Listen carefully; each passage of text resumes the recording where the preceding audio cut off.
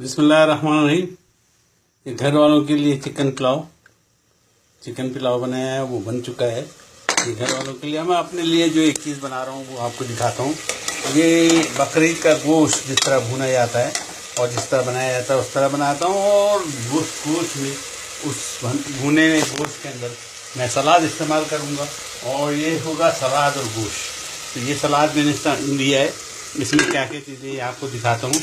इसमें ये धनिया है और ये जनाब अली गोभी टाइप की जो सलाद होता है वो सैलेड है।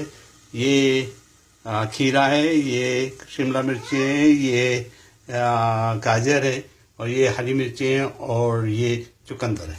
इन चीज़ों को इसमें डालेंगे और सैलेड के साथ ये सालन ज़बरदस्त हो जाएगा। इसको मैं अपनी प्लेट में निकाल के आपको दिखाता हूँ।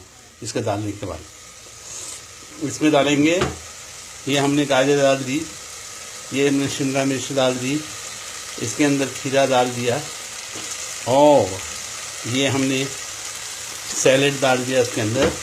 और ये आखिर में, क्योंकि ज़्यादा लाल नहीं हो जाए, चुकंदर डालेंगे आखिर में।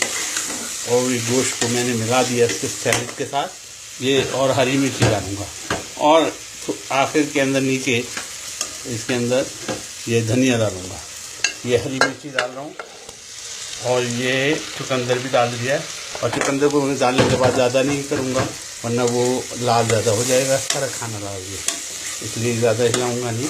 ये मेरा तैयार हो गया। अभी सैलेड को मैं निकाल के आपको दिखाते हैं। लिए धनिया बिछा दिया नीचे, तो धनिया है नीचे और ऊपर ये सैलेड और गोश्त मिलाया हुआ है। ज़बरदस्त खुशबू आ रही है।